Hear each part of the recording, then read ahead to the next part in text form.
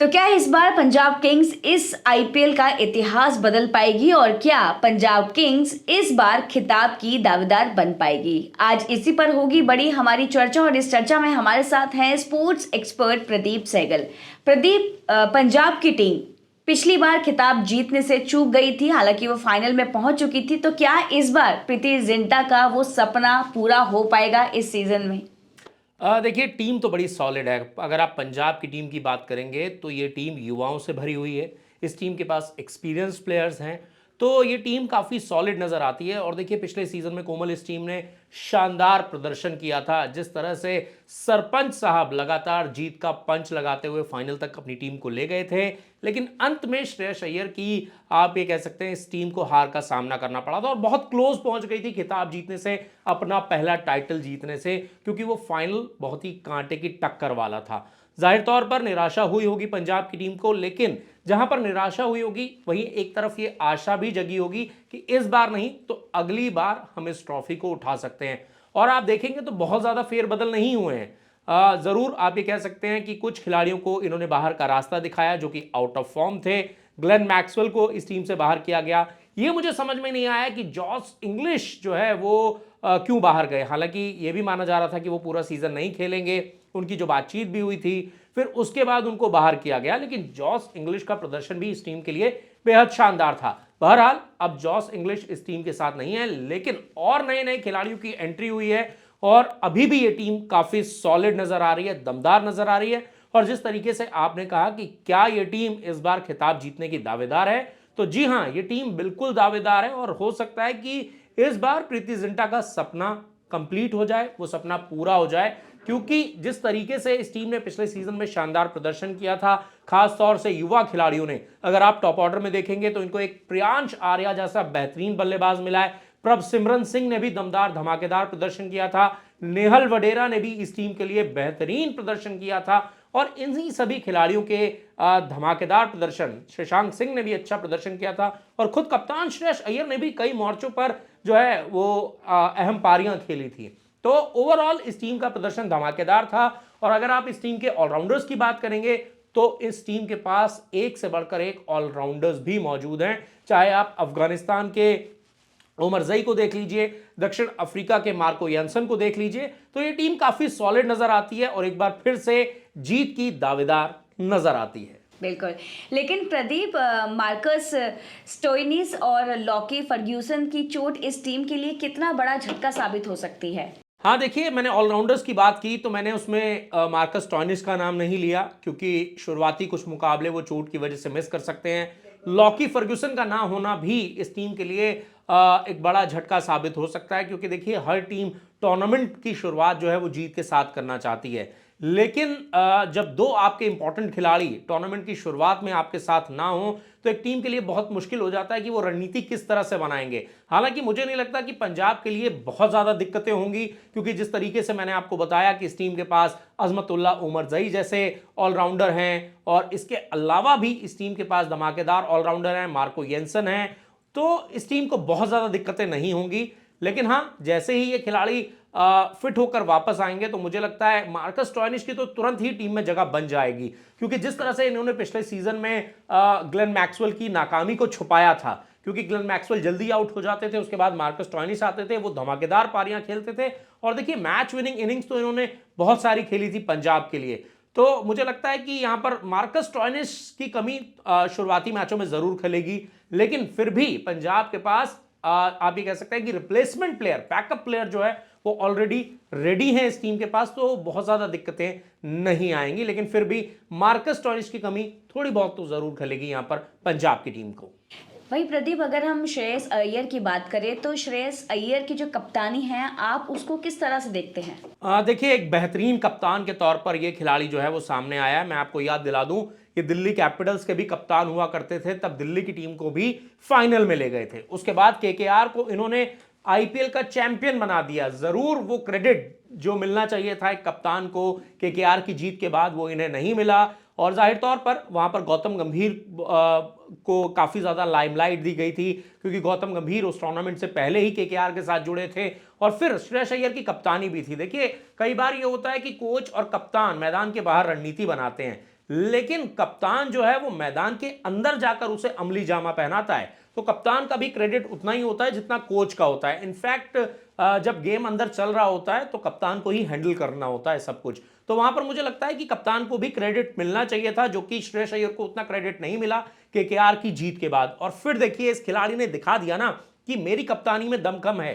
पंजाब की टीम को जिस तरीके से इन्होंने लीड किया पिछले सीजन में, फाइनल तक ले जाना, उस टीम को जीत का दावेदार बना देना, मुझे लगता है कि इस खिलाड़ी में वो बात है। और देखिए अगर आप मुझसे पूछेंगे तो महेंद्र सिंह धोनी का नाम लिया जाता है आईपीएल के बेस्ट कैप्टन्स में। उसके बाद रोहित शर्मा का नाम लिया जाता है, क्योंकि इन दोनों ने ही अपनी अपनी टीमों को 5-5 बार जो है वो आईपीएल की ट्रॉफी जिताई है। और उसके बाद मुझे लगता है कि आईपीएल के सबसे सफल कप्तानों में जो नाम आएगा ना, वो श्रेयस अय्यर का भी आएगा, क्योंकि वो दिल्ली की टीम को भी फाइनल तक ले गए थे, केकेआर को चैंपियन बना दिया, और फिर पंजाब की टीम को भी आईपीएल के फाइनल तक ले गए। तो ये खिलाड़ी दमदार है, एक कप्तान के तौर पर भी ये खिलाड़ी शानदार है, बेहतरीन है, जबरदस्त है। तो मैं तो इस तरह से देखता हूं श्रेयस अय्यर की कप्तानी को। बिल्कुल, लेकिन अगर प्रदीप हम बात कर लेते हैं स्पिन गेंदबाजी की, तो आपका क्या मानना है कि इसमें कितना दमखम है?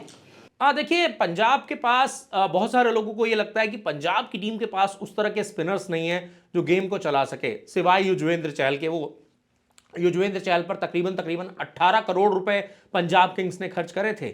लेकिन आप जिस तरीके से हरप्रीत बराड़ गेंदबाजी करते हैं, आप उनको भी नहीं भूल सकते हैं, क्योंकि वो बीच के ओवर्स में जिस तरीके से आके रिस्ट्रिक्ट कर देते हैं सामने वाली टीम को, वो भी एक बहुत इंपॉर्टेंट रोल प्ले करते हैं पंजाब की टीम के लिए। तो मुझे नहीं लगता कहीं से भी पंजाब की स्पिन गेंदबाजी जो है कमजोर है।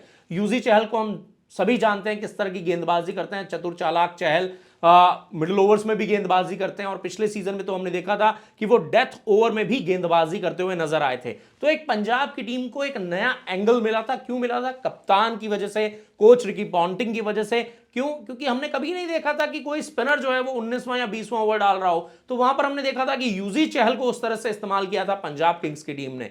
तो एक कप्तान का भरोसा है अपने स्पिनर पर कि ये 19वां ओवर भी डाल सकता है, ये 20वां ओवर भी डाल सकता है जरूरत पड़ने पर। तो उस तरह की स्पिन गेंदबाजी है पंजाब के पास। जरूर आप ये कहेंगे कि हरप्रीत बराड़ और यूजी चहल के बाद अगर ये खुदा ना खास्ता इंजर्ड हो जाते हैं तो उस तरह का बैकअप नहीं है। हाँ, ये मैं मान सकता हूं। इसीलिए कई सारे लोग ये बोल रहे हैं कि पंजाब की स्पिन गेंदबाजी जो है वो कमजोर नजर आ रही है। लेकिन अगर इनके अहम खिलाड़ी फिट रहते हैं तो फिर इन दूसरों की जरूरत ही नहीं पड़ेगी ना।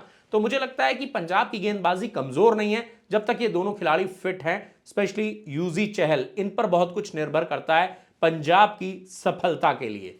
वही बात कर लेते हैं प्रदीप, इस टीम के सबसे बड़े डर के बारे में, तो वो क्या होगा?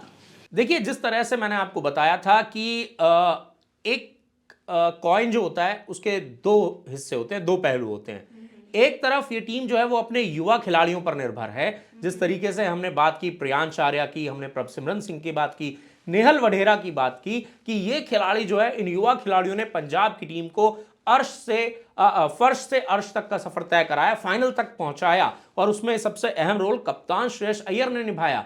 लेकिन अगर ये युवा खिलाड़ी इस बार अपना अच्छा प्रदर्शन नहीं कर पाए तो फिर पंजाब की टीम के लिए बड़ा मुश्किल हो जाएगा। और यही मेरे लिए सबसे बड़ा डर भी है इस टीम को लेकर, क्योंकि इस टीम के युवा खिलाड़ियों ने जो उम्मीदें जगा दी हैं, उन उम्मीदों के बाद हर कोई ये मान रहा है कि यार पंजाब की टीम में ना आईपीएल जीतने की दावेदार है। पिछली बार जरूर चूक गए थे, लेकिन अगर इस बार इन युवा खिलाड़ियों ने दमदार प्रदर्शन नहीं किया ना कोमल, तो लोग ये बोलेंगे कि वो तुक्का था, कि तुक्के में पंजाब की टीम जो है वो फाइनल तक पहुंच गई थी। तो यहां पर इन युवा खिलाड़ियों को एक बार फिर से दमखम दिखाना होगा। और मेरा डर यही है कि अगर ये युवा खिलाड़ी नहीं चल पाए तो फिर पंजाब की टीम के लिए बहुत ज्यादा मुश्किलें हो जाएंगी। इसीलिए वो डर जो है ना, फिंगर्स क्रॉस्ड है कि ये युवा खिलाड़ी एक बार फिर से दमखम दिखाएं, एक बार फिर से पंजाब की टीम बेहतर करती हुई नजर आए। क्योंकि जितना ज्यादा कंपटीशन इन सब ये टीमें भी देंगी, उतना ही आईपीएल का टूर्नामेंट जो है वो रोमांचक होता हुआ नजर आएगा।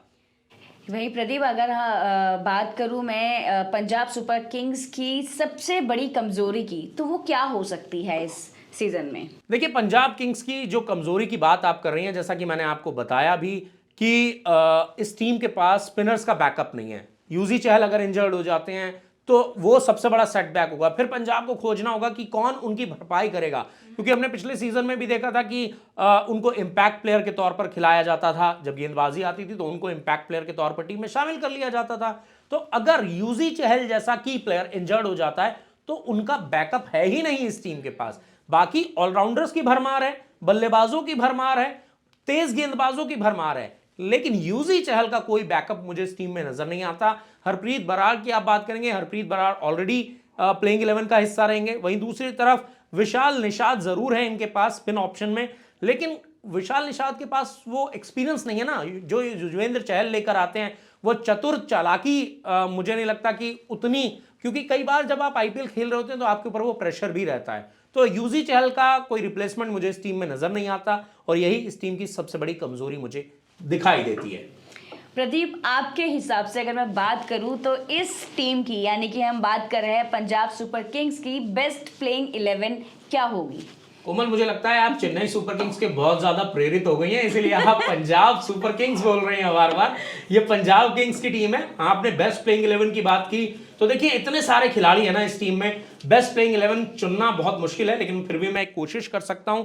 देखिए जिस तरीके से पिछले सीजन में प्रियांश आर्या और प्रभसिमरन सिंह ने इस टीम के लिए दमदार शानदार बेहतरीन प्रदर्शन किया था, वो एक बार फिर से आपको ओपनिंग करते हुए नजर आएंगे। नंबर 3 पर सरपंच साहब कप्तान खुद आएंगे, श्रेयस अय्यर। नंबर 4 पर मार्कस स्टोइनिस फिट हो जाएंगे तो वो आपको नंबर 4 पर खेलते हुए नजर आएंगे। उसके बाद नेहल वडेरा इस टीम के एक और युवा खिलाड़ी हैं, उन पर भी काफी कुछ निर्भर करेगा। शशांक सिंह भी एक बहुत इंपॉर्टेंट प्लेयर हैं इस टीम के लिए, वो भी आपको नजर आएंगे।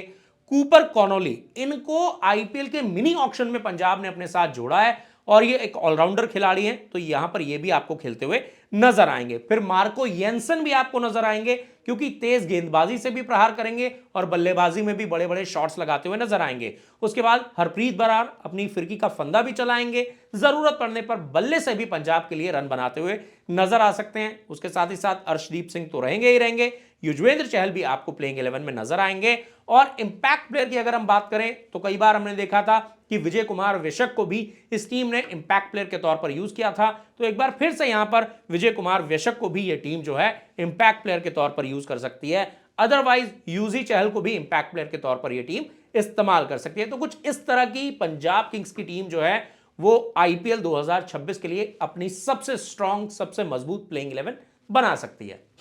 तो सवाल यही है कि क्या पंजाब इस बार चैंपियन बनेगी या फिर कमजोरियों की जो कमजोरियां हैं उसका रास्ता वो रोक पाएंगी? जवाब मैदान पर ही मिलेगा जब ये टीम मैदान पर खेलती हुई नजर आएगी। फिलहाल के लिए बस इतना ही, और इस चर्चा में प्रदीप आपके आने का बहुत बहुत धन्यवाद। देखते रहिए आप स्पोर्ट्स की हर एक छोटी से छोटी, बड़ी से बड़ी अपडेट्स के लिए द फेडरल देश, और इस चैनल को लाइक करें और सब्सक्राइब करना बिल्कुल ना भूलें।